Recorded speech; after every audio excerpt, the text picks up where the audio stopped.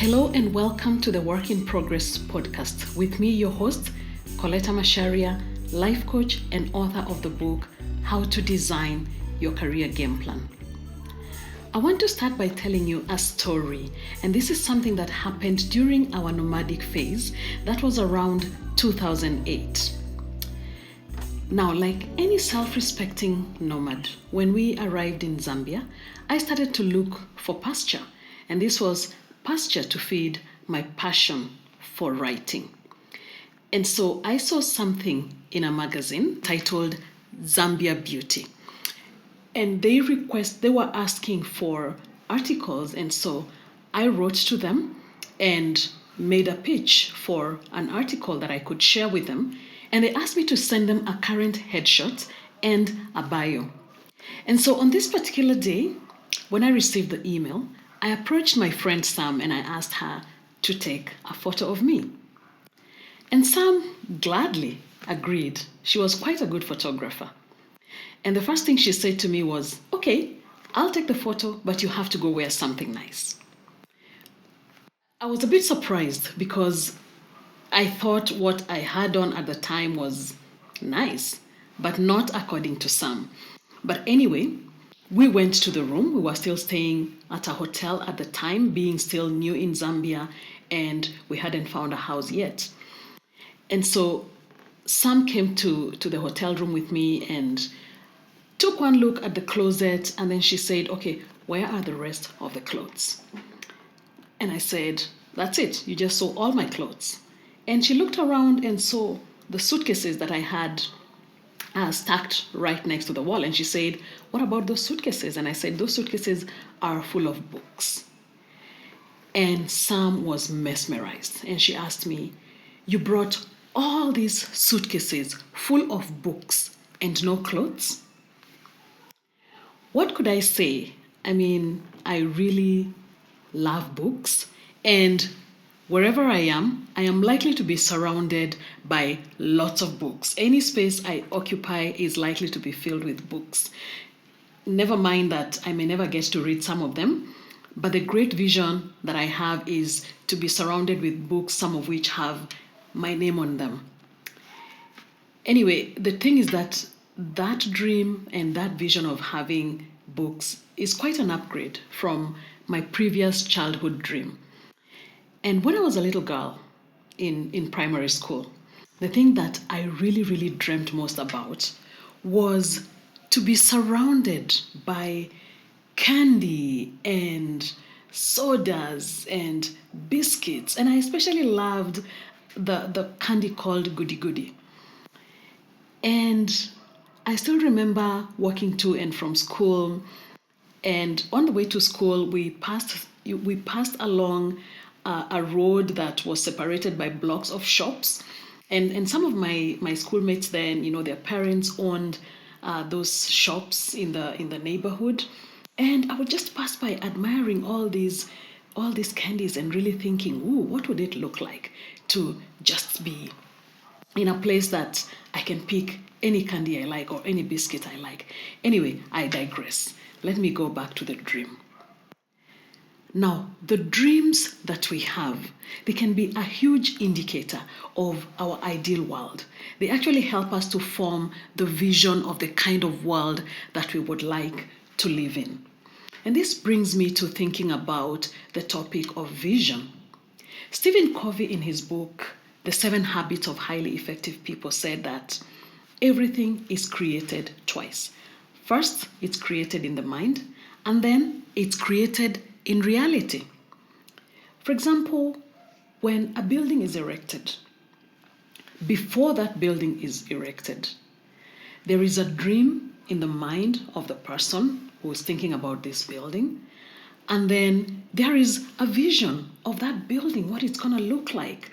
How many stories is it going to have, for example, or whatever else that they really desire to see standing, okay? And then with time, there is an architectural design, and finally, the building is erected. And I guess that's why Stephen Covey advised that we need to live out of our imagination and not out of our history. Imagination is powerful. really powerful. When we imagine, we create something in our minds. And if that thing that we are creating is compelling enough, then we are encouraged and motivated to work towards it so that we can achieve it. Organizations and businesses refer to these as vision and mission. Seldom will you find an organization that does not have a vision and a mission. Look around you, the place where you work or where you go to school, your place of worship, the communities that you belong to. What is their vision? What is their mission? And these tend to be prominently displayed somewhere within the premises and even on the website of that entity. So, when you look at where you are and the vision and the mission, do they represent what you stand for? That's a great way to check whether you are in the right place. Because if you're contributing to something that is in line with your mission in life, that is in line with the kind of world that you want to live in or the kind of world that you envision, then you are bound to give it your best efforts. I find it natural to align myself with organizations or communities that cultivate human potential, because my ideal world is where everybody is empowered to know their strengths and to align them with the needs and the opportunities around them. A simply worded vision brings a lot of clarity. And in fact, one of the clearest vision statements that I know is the one of Good Shepherd Church. And this is what it says: the whole church taking the whole gospel to the whole world. A simply worded vision brings clarity. So in the last episode, we saw that it's important to write down our vision. But what if your vision is not clear? Or what if you haven't gotten to that point where you are comfortable and confident in the kind of world that you envision? I would say that a good place to start is to think about your ideal world and your ideal self. A year from now, 5 years from now, when you are at your best, what work are you doing? Where are you? Who is with you? What impact are you making? And once you begin answering these questions, then you begin to see the kind of things that would make the world that you want to be a part of.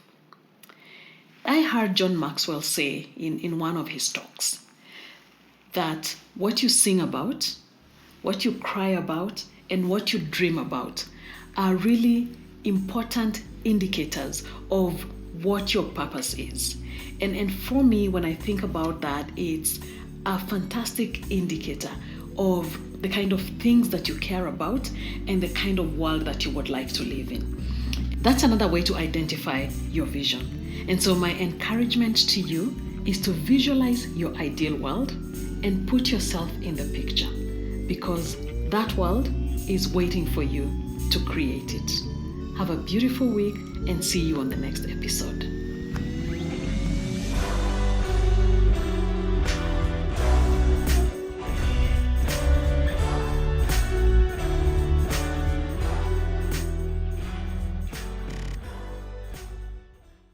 The Work in Progress podcast is brought to you by Cogent Afrique. Visit www.cogentafrique.com to check out learning and development opportunities for you, your team, organization, and family.